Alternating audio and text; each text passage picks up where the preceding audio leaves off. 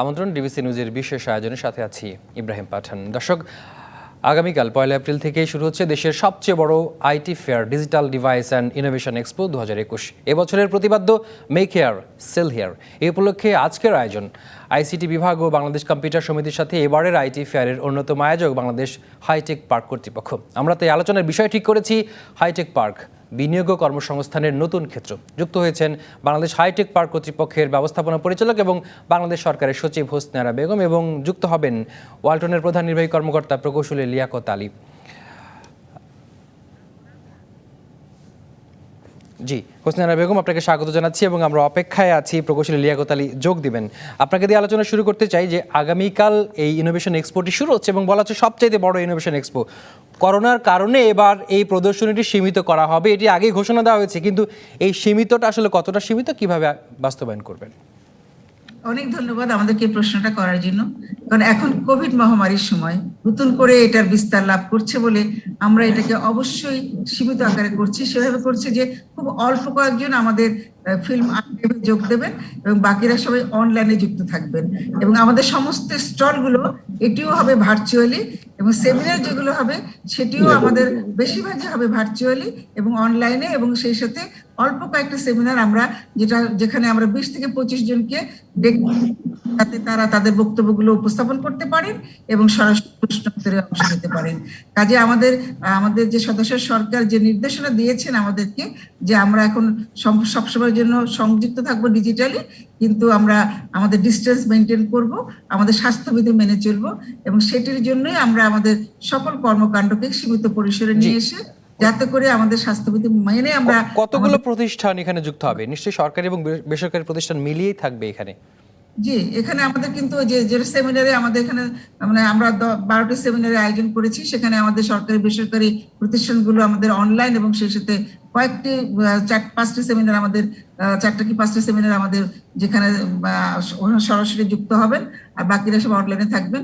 আর আমাদের যে এটা হচ্ছে যে আমাদের যে ভার্চুয়াল প্ল্যাটফর্ম যেটা হয়েছে, সেখানে আমাদের এখন পর্যন্ত আমরা কিন্তু মানে 25 থেকে 30টা আমরা পেয়েছি আর কি, যাদেরকে স্টল যারা বরাদ্দ নিয়েছেন, এবং সেই স্টলগুলো সবগুলো ভার্চুয়ালি দেখানো হবে। আমরা সরাসরি কোনো স্টল আমাদের ওই ফিল্ম আর্কাইভসে আসতে দেইনি।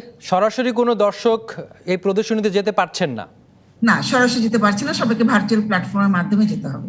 জি, এই বার্তাটি আসলে নিশ্চয়ই আরো ভালো মতো প্রচার করা দরকার, যেন কেউ ওখানে গিয়ে। আমরা এটা প্রচারের জন্য আমরা অনেকগুলো ব্যবস্থা নিয়েছি, এবং আপনি দেখবেন আজকে থেকে আমাদের বিভিন্ন প্রচার মাধ্যমে এই অ্যাপসটি কিভাবে ডাউনলোড করা যায় এবং কিভাবে রেজিস্ট্রেশন করা যায়, এটি সম্পূর্ণভাবে আমাদের প্রত্যেকের কাছে পৌঁছে দেওয়ার মতো আমরা ব্যবস্থা হাতে নিয়েছি, এবং মনে হয় তারা সবটা জানতে পারবে। আমাদের সঙ্গে যুক্ত হয়েছেন ওয়ালটনের সিইও প্রকৌশলী লিয়াকত আলী। প্রকৌশলী লিয়াকত আলী, আপনাকে স্বাগত জানাচ্ছি। কালকে থেকে যে প্রদর্শনীটি শুরু হচ্ছে সেখানে আপনার প্রতিষ্ঠানে যুক্ত হচ্ছে। দেশীয় প্রযুক্তি উদ্ভাবনের দিক থেকে ওয়ালটন অনেক এগিয়ে আছে এই মুহূর্তে। কালকের ইনোভেশন এক্সপোতে ওয়ালটনের কি কি প্রদর্শনী থাকছে, বিশেষ কি থাকছে আপনাদের? ধন্যবাদ আপনাকে। ডেফিনেটলি প্রতিবারের মতো এবছর আমরা ওয়ালটন সবসময় এই সময় ইনোভেশন ডিজিটাল ফেয়ারগুলোতে আমরা পার্টিসিপেট করে থাকি। প্রথমে আমি ধন্যবাদ দিতে চাই হাইটেক পার্কের কর্তৃপক্ষ, আমাদের মাননীয় এমডি মহোদয়কে এবং আইসিটি মিনিস্ট্রিকে, যে তারা প্রতিনিয়ত ডিজিটালাইজেশন এবং ইন্ডাস্ট্রিয়ালাইজেশন, এমপ্লয়মেন্ট এগুলোকে মাথায় রেখে বিভিন্ন ইন্টারেক্টিভ কাজ করে যাচ্ছে। তারই একটি হলো digital device and innovation expo. ওয়ালটনও এই ডিজিটাল ডিভাইস এন্ড ইনোভেশন এক্সপোতে পার্টিসিপেট করতে যাচ্ছে তার নতুন ইনোভেটিভ এবং পণ্য সমাহার নিয়ে, এবং লেটেস্ট টেকনোলজি বেসড যে সমস্ত পণ্য ইতিমধ্যে আমরা মার্কেটে দিতে পেরেছি সে সমস্ত পণ্যের প্রেজেন্টেশন থাকবে। তার সাথে থাকবে আগামীতে আমরা আরো কি নতুন প্রযুক্তি ভিত্তিক ডিজিটাল ডিভাইস ইনোভেশন বা ইন্ট্রোডিউস করতে যাচ্ছি, সেই সমস্ত বিষয়গুলো আমাদের এই এক্সপোতে উপস্থাপিত করা। অর্থাৎ আপনারা যেসব বিষয় উদ্ভাবনের জন্য বাজারে আনার জন্য গবেষণা করছেন সেই বিষয়গুলো দর্শকদের জন্য উন্মুক্ত করবেন, নিশ্চয়ই সেটি সফল হবে। অসংখ্য ধন্যবাদ। আমরা হোসনে আরা বেগম, আপনার কাছে আবার একটু আসতে চাই যে আমরা হাইটেক পার্ক নিয়ে আসলে আলোচনার মূল বিষয়বস্তু ঠিক করেছি, তো সেইখানে একটু বলবেন যে এই মুহূর্তে হাইটেক পার্ক কর্তৃপক্ষের কাছে কি পরিমাণ বিনিয়োগ লগ্নি হয়েছে, কোন কোন ধরনের প্রতিষ্ঠান এখানে বিনিয়োগ করার সুযোগ পাচ্ছেন, কয়েক ধরনের সেবা তো এখানে দেওয়া হচ্ছে, একটু যদি জানান। অনেক ধন্যবাদ। আমরা হাইটেক পার্ক কর্তৃপক্ষ, আগে প্রথমে বলতে হয় যে হাইটেক পার্ক কর্তৃপক্ষ মাত্র 2010 সনে আমাদের যাত্রা শুরু করেছি। এর মধ্যে কিন্তু আমরা দেশের বিভিন্ন জায়গাতে প্রায় 39টা হাইটেক পার্ক নির্মাণের কাজ হাতে নিয়েছি। ইতিমধ্যে 5টা সম্পন্ন হয়ে গেছে, 3টা আমাদের আশা করছি জুলাই আগস্ট মাসে সম্পন্ন হয়ে যাবে। এবং এই সকল পার্কগুলোতে আমরা কিন্তু বিভিন্ন ধরনের বিদেশি দেশি বিনিয়োগকারীকে আমরা পেয়েছি। যেমন যদি আমরা বঙ্গবন্ধু হাইটেক সিটি কালিয়াকৈরকেই ধরি, তাহলে সেখানে কিন্তু আমরা ইতিমধ্যে 39টি বিনিয়োগকারী প্রতিষ্ঠানকে আমরা জায়গা এবং স্পেস বরাদ্দ দিতে পেরেছি। তার মধ্যে যদি বলি আমরা স্যামসাং, যে আজকে যিনি আছেন ওয়ালটন, বিজেআইটি, তারপর সেই সাথে আমাদের নোকিয়া, যেটা ব্রিটিশ ভিত্তিক একটা কোম্পানি সাথে জয়েন্ট ভেঞ্চার করে আমাদের এখানে কাজ করছেন, তারপর লিও কেবলস, বিজেআইটি, এই সমস্ত বড় বড় কোম্পানিগুলো এখানে কাজ করছেন। এর মধ্যে লিও কেবলস তাদের কেবলস কিন্তু বিদেশে রপ্তানি শুরু করে দিয়েছেন। ডাটা সফট তারা কিন্তু কিওক্স মেশিন তারা দেশের বিভিন্ন জায়গাতে মার্কেটিং করছেন। এছাড়াও আমাদের আছে ডায়ালিসিস মেশিন করার জন্য সোনার বাংলা ফাউন্ডেশন, তারা কিন্তু দেশে আমাদের বিভিন্ন হাসপাতালে তাদের ডায়ালিসিস মেশিন সরবরাহ করছেন। এতে করে আমরা এখন পর্যন্ত দেখছি যে আমাদের যে বিনিয়োগ যেটা, এবং সেই সাথে বড় করে বলতে হয় যে অরিক্স বায়োটেক, তারা একটা সবচেয়ে চাইনিজ ভিত্তিক কোম্পানি, তারা আমাদের এখানে বায়োটেকনোলজিক্যাল যে ইকুইপমেন্ট সেটা নিয়ে এসে তারা সেখানে প্লাজমা ডেরিভেটিভস করে আমাদের ওষুধ প্রস্তুত করবে। হোসেনা বেগম, একটি বিষয় জানতে চাই যে যে প্রতিষ্ঠানগুলোর নাম এখন পর্যন্ত বললেন সবাই সুপ্রতিষ্ঠিত ব্যবসায়ী গ্রুপ, কিন্তু যদি কেউ মানে নতুন ব্যবসা শুরু করেন আইটি জগতে, তাদের জন্য সেখানে কোনো ব্যবস্থা আছে? হ্যাঁ, নতুন যারা আছেন তাদের জন্য আমরা অবশ্যই ব্যবস্থা রেখেছি, কেননা আমরা তো সবসময় মনে করি যে একদম নতুন উদ্যোক্তা তাদের জন্য আমাদেরকে অবশ্যই জায়গা করে দিতে হবে। এবং আমাদের প্রত্যেকটা পার্কে কিন্তু আমরা সেইভাবে তাদেরকে অনুপ্রাণিত করছি। এবং শুধু যদি অনুপ্রাণিত বলতে ভুল হবে, আরো বেশি করে যদি বলতে চাই যে স্টার্ট আপ কোম্পানি তাদেরকে কিন্তু আমরা প্রত্যেকটা পার্কে একটা করে ফ্লোর ফ্রি করে দিচ্ছি তাদের জন্য। তাদেরকে তাদের যত সমস্ত সুবিধা, যেমন মেন্টরিং, কোচিং, তারপর তাদের ইলেকট্রিসিটি, গ্যাস, পানি, লাইট সবকিছু ফ্রি করে দিচ্ছি আমরা, যাতে করে নতুন উদ্যোক্তারা এসে একদম স্বাচ্ছন্দ্যে বসে কাজ করতে পারেন এবং সরকারি যে সহায়তা সেগুলো তারা পেতে পারেন, এটা করছি। এবং ছোট ছোট যে সমস্ত কোম্পানি আছে, আরো অনেকগুলো কোম্পানি আছে, যেমন তাদের মধ্যে হয়তো আপনি বলতে পারেন যে আমাদের থিংস, তারপর হলো সিগনিসন, এরকম ছোট ছোট কোম্পানি আইওটি বেস, তাদেরকেও কিন্তু আমরা ওখানে জায়গা দিয়েছি। নতুনদের জন্য, স্টার্টআপ যারা, তাদের জন্য যথেষ্ট সুযোগ সুবিধার আয়োজন রয়েছে হাইটেক পার্ক কর্তৃপক্ষের কাছে। প্রকৌশলী লিয়াকত আলী, যদি আপনার কাছে এবার একটা আসি, যে হাইটেক পার্ক থেকে যে সুবিধাগুলো পাওয়া যাচ্ছে এখন, সেটা আসলে কতটা উদ্যোক্তা বান্ধব হচ্ছে? আপনারা তো সেখানে বড়সড় উৎপাদনে আছেন, আপনাদের অভিজ্ঞতাটা জানাবেন। ধন্যবাদ আপনাকে একটি গুরুত্বপূর্ণ কথা বলার জন্য। হাইটেক পার্ক বেসিক্যালি ইন্ট্রোডিউস হয় যে কিভাবে উদ্যোক্তাদেরকে বিভিন্ন ধরনের ইন্ডাস্ট্রিয়ালাইজেশন ফ্যাসিলিটিস এনশিওর করে কম্পিটিশন মার্কেটের মধ্যে টিকে থাকার জন্য সাপোর্ট এনশিওর করা যায়। তো তার শুরু থেকে হাইটেক পার্কে যেমন ট্যাক্স হলিডে, ইম্পোর্ট স্টেজে র মেটেরিয়ালের উপরে ডিউটি ফ্যাসিলিটিস, তারপরে যদি আমি বলি যে আপনার হাইটেক পার্কে তার ইন্ডাস্ট্রি প্লান্ট স্থাপন করার জন্য জমি প্রদান করা, তারপরে আপনার এখানে গ্যাস, ইলেকট্রিসিটি এবং কমিউনিকেশন, এই সার্বিক বিষয়গুলো ওনারা নিশ্চিত করে একটা সাস্টেইনেবল ইন্ডাস্ট্রি রান করার জন্য চেষ্টা করে যাচ্ছে। আমি ধন্যবাদ দিব যে এগুলো যদিও আমাদের যে প্রত্যাশা দীর্ঘমেয়াদী একটা ইন্ডাস্ট্রিকে রান করার জন্য two compete with other competitor countries গুলো, আমাদের আরো এখন কিছু বিষয় করার করণীয় আছে। বাট এখন যদি আমি দেখি এই মুহূর্তে আউটসাইড হাইটেক পার্ক এবং ইনসাইড হাইটেক পার্ক একটি নির্দিষ্ট করে বলার মতো একটা পার্থক্য এখানে রেজ হয়েছে বেজ অন ট্যাক্স হলিডে, এক্সপোর্টের উপর ইনসেনটিভ, এই বিষয়গুলো নিয়ে। তার মানে ব্যবসা সহজীকরণের যে বিষয়গুলো ভাবা হয়, হাইটেক পার্কে ব্যবসা সহজীকরণের অনেক আয়োজন সেখানে আছে, আপনি তাই বলছেন। অর্থাৎ হাইটেক পার্কে ব্যবসা করলে যে খরচ, হাইটেক পার্কের বাইরে ব্যবসা করলে শিল্প প্রতিষ্ঠান যে খরচ, সেই তুলনায় হাইটেক পার্কে অনেক সুবিধা, আপনি তাই বলছেন? হ্যাঁ, আপাতত দৃষ্টিতে সুবিধা, বাট যদি আমি লং দৃষ্টিতে বলতে চাই যে হেভি ইন্ডাস্ট্রি গুলোর সাথে যদি আমি ছোট ছোট ইন্ডাস্ট্রি অর্থাৎ ইনভেস্টমেন্ট কনসিডার করে আমি বলতে চাই, এখানে যেহেতু আমাদের এমডি ম্যাডাম মহোদয় আছেন, সেখানে আমাদের কিছু ক্লাসিফিকেশন করার সুযোগ রয়েছে। অর্থাৎ ক্লাস এ ইন্ডাস্ট্রি, ক্লাস বি ইন্ডাস্ট্রি, অর্থাৎ কেউ হয়তো 1000 কোটি টাকা ইনভেস্ট করবে, তার জন্য যে ফ্যাসিলিটিসটা হবে, আর যে 100 কোটি টাকা ইনভেস্ট করবে তার জন্য যে ফ্যাসিলিটিসটা হবে, এর মধ্যে একটা সামঞ্জস্যপূর্ণ স্বচ্ছতা কন্ট্রোল করে এরকম একটা পার্থক্য তৈরি করার মতো সুযোগ এখনো রয়েছে। সেই জায়গাটায় যদি অ্যাড্রেস করতে পারেন আমাদের মাননীয় ব্যবস্থাপনা পরিচালক মহোদয়, আমি মনে করি আরো বড় বড় ইনভেস্টরগণ খুব শীঘ্রই এখানে ইনভেস্ট আমি করতে আসবেন। আপনার এই প্রসঙ্গটি আসলে জিজ্ঞাসা করতে চাই হোসনে আরা বেগম, আপনার কাছে যে বিষয়টি বলা হচ্ছে যে আসলে বিনিয়োগের যে পরিমাণ তার উপর সুবিধা প্রাপ্তির বিষয়টি নির্ভর করছে, সবাই সমান সুবিধা পাবে, সাম্যের বিষয়টি কিভাবে নিশ্চিত করবেন? আমি প্রকৌশলী লিয়াকত সাহেবকে অনেক ধন্যবাদ দিচ্ছি, কারণ চমৎকার একটা উনি প্রসঙ্গর অবতারণা করলেন। তো আমরা আসলে এই জিনিসটা অবশ্যই ভেবে দেখবো, আমাদের ভেবে দেখার মতো অনেকগুলো ক্ষেত্র আছে। কেননা বড় বড় ইন্ডাস্ট্রি আমাদের কিন্তু এছাড়াও র্যাঙ্কস, সনি তারা এসছে সিলেটে, তারপরে RFL আসছে সিলেটে, কাজে তাদেরও কিছু চাহিদা আছে এই ধরনের কিছু, এবং একই সাথে তারা এটাও চাহিদা দিচ্ছেন যাতে করে তারা ব্যাংক থেকে লোন পেতে পারেন, সেটার জন্য আমরা যাতে কাজ করি। সেই বিষয়ে আমরা কিছু দূর এগিয়েছি। আমরা বাংলাদেশ ব্যাংকের কাছে চিঠি লিখেছি, আমরা সম্প্রতি তাদের সাথে একটা মিটিং করবো যাতে করে ব্যাংক থেকে লোন পাওয়া যায়, এবং সেই সাথে যে বড় বড় যে সমস্ত শিল্প প্রতিষ্ঠানগুলো আছে তাদের জন্য যদি আলাদা করে কিছু করলে তাদের জন্য সুবিধা হয়। হাইটেক পার্ক অথরিটি সবসময় জন্য কিন্তু বিনিয়োগ বান্ধব পরিবেশে বিশ্বাস করে, এবং সেই জন্য আমরা বিনিয়োগ যাতে আসতে পারে, যারা বিনিয়োগকারী প্রতিষ্ঠান তাদের সাথে আমরা অবশ্যই সেই পরিমাণ সহযোগিতা করব। এটি আমাদের ম্যান্ডেটের মধ্যেই আছে।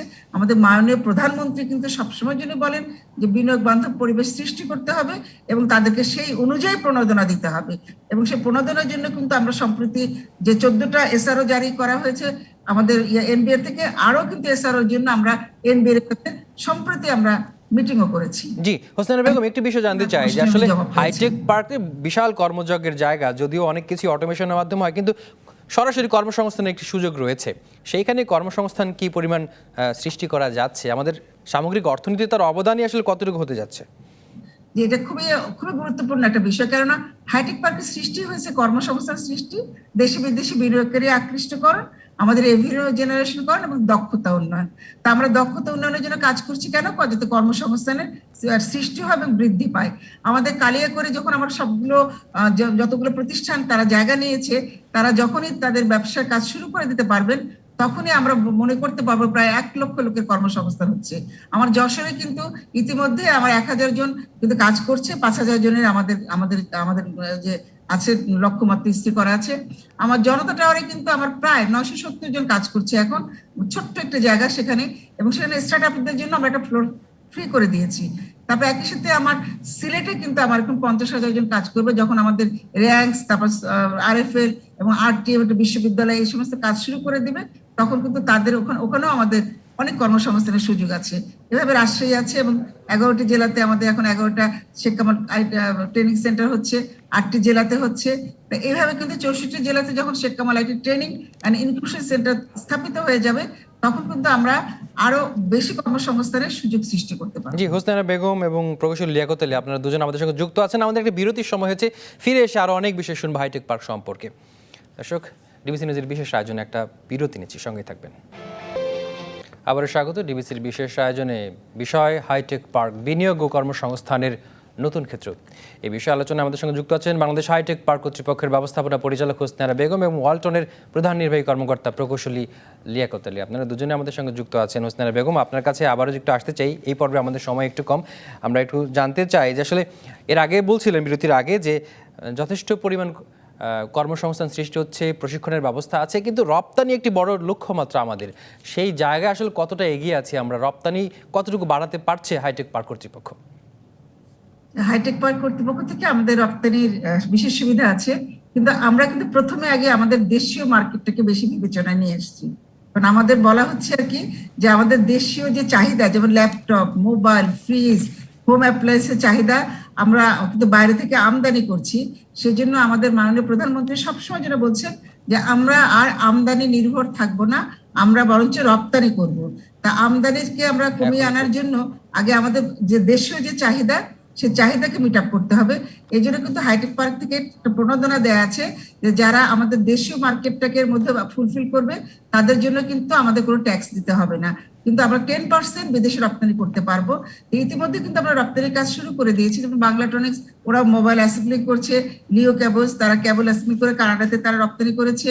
তারপর আমাদের যে ইয়েটা আছে, ইয়ে থেকে একটা ডিভাইস আমাদের সৌদি আরবে পানির যে উচ্চতা নিবারণ করতে হয় সেটাকে তারা সৌদিতে হজের সময় রপ্তানি করেছে। একটু কি মানে আমরা কি সংখ্যায় জানতে পারি যে এখান থেকে রপ্তানির লক্ষ্যমাত্রাটা কি? লক্ষ্যমাত্রা 10% রপ্তানি করতে পারবো, তাহলে আমরা সেটা বলা আছে আমাদের যে নীতিমালা তার মধ্যে আর কি 10%-এর বেশি আমাদের রপ্তানি করতে এখন এই মুহূর্তে পর্যন্ত নিরুৎসাহিত করা হচ্ছে। কারণ আমরা প্রথমে আগে আমাদের লোকাল যে চাহিদা, আমাদের যে দেশীয় বাজার, সেটিকে আমাদের আসলে দেশেই একটি বড় বাজার রয়েছে, সেই বাজার আসলে অর্থনীতি হিসেবে বড় একটি বাজার। এই অসংখ্য ধন্যবাদ যুক্ত হওয়ার জন্য। এফাকে আরেকটু জানিয়ে রাখি যে 1 এপ্রিল থেকে শুরু হচ্ছে দেশের সবচেয়ে বড় IT fair digital device and innovation expo 2021। এবছরের প্রতিপাদ্য মেক হেয়ার সেলেব্রি হেয়ার, এই উপলক্ষে আমাদের আজকের এই আয়োজন চলছে। প্রকৌশলী লিয়াকত আলী, আপনার কাছে আবার একটু আসতে চাই যে এখান থেকে আমরা জানলাম যে ওয়ালটন পার্ক কর্তৃপক্ষের যে সুবিধা আছে, দুঃখিত আমরা বলছি যে হাইটেক পার্ক কর্তৃপক্ষ এই সুবিধা নিয়ে আসলে ওয়ালটনও বিশ্ববাজারে একটি বড় জায়গা করে নিচ্ছে। তো রপ্তানির ক্ষেত্রে আপনারা কি কি সুবিধা পাচ্ছেন হাইটেক পার্ক কর্তৃপক্ষের কাছ থেকে?